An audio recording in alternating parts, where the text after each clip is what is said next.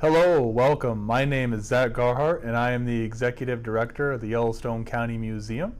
I'm joined here today by our museum educator, Lauren Mullen. And today we're going to talk a little bit about a status update on what the museum's been up to this summer. And this program is brought to you by Billings Cultural Partners. So a little breakdown of what we're going to be talking about is, first and foremost, very exciting. We got national accreditation, and we'll talk about that kind of towards the end, the details of how we did it and kind of what it means for us and our community. So that's really exciting. Also, our facilities upgrade. So that's our construction project. We mentioned it before, but in case you're just hearing about it, we're installing a new entrance, new bathroom, stairs, wheelchair lift to the lower level, so we'll be handicap accessible and far more spacious as you enter us. One of the really exciting things I think we have going on is when we have the new entrance, we'll be able to turn the current Paul McCormick cabin, which dates all the way back to the 1890s, into a display room. So Lauren here and Christian, our curator, who couldn't be with us today, but you're guaranteed to hear from him before too long, is going to tell us a little bit, a preview of what her display is going to be in the cabin. We are super excited about what our displays are going to be. Our primary one is going to be about Paul McCormick, the original owner of the cabin, and he was really instrumental in the development of early Billings. He had transportation, mercantile, military contracts, and he was just a fundamental character to what made Billings into this thriving city that we have now.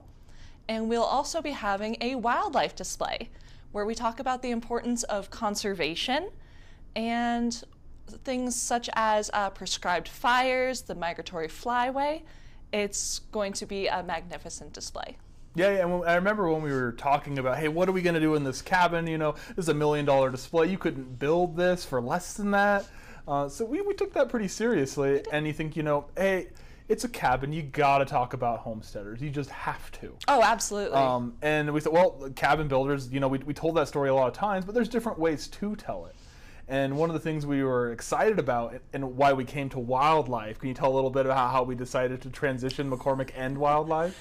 Yes, and this is my favorite little trivia fun fact is Paul McCormick, he got into ranching. He had a large part of the ranching community in Montana, and he also had a herd of elk that were notorious for escaping. Love reading those newspaper clippings saying that they found his elk again and had to bring them home.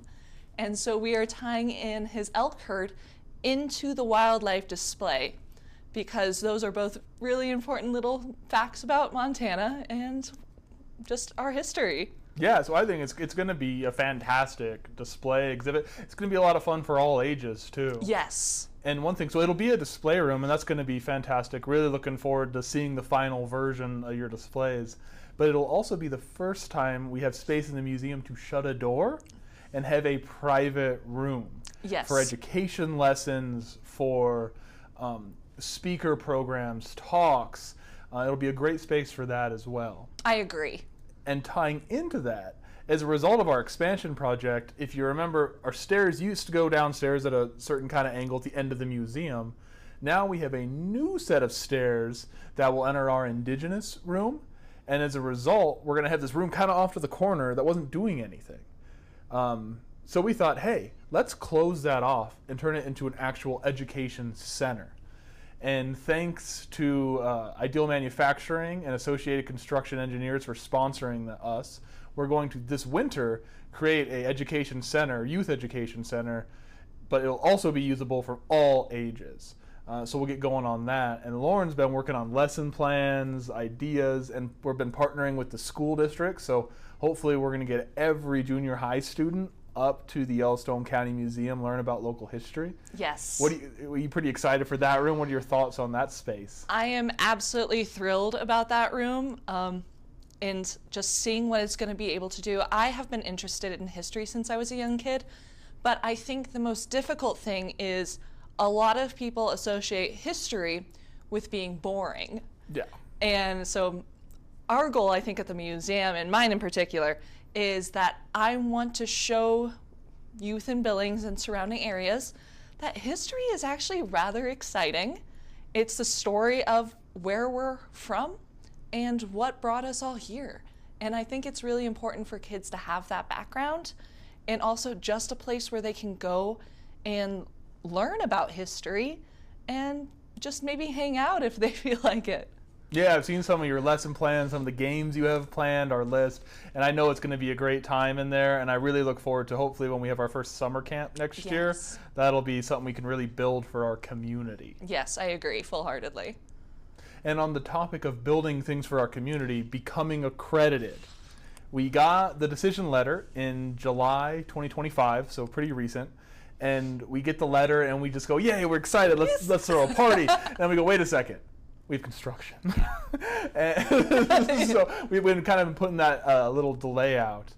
But when construction's done, and should be done 2025, so in 2026, we're going to have a big grand opening and party to not only celebrate accreditation, but to celebrate our remodel as well. So that'll be really exciting. Yes. And now a little about, so what is accreditation? What does it mean? Who cares? What does it matter?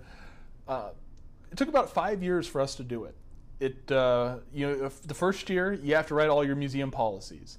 You got to write your collections, your disaster, your ethics, your strategic plan. So you got to do all the boring stuff, but it's crucial to being a successful facility. Writing the same policies that Smithsonian follows. You got to write your facility's version of that.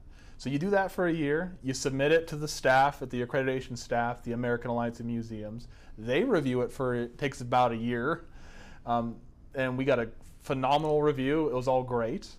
And then for the next year, we did an optional deal where we had a reviewer from the Maine State History Museum. He was their director. And he came up, to see how we're doing, review, hey, are they actually doing what they say they're doing in their policies? And he was a lot of fun, came up, he was just amazed.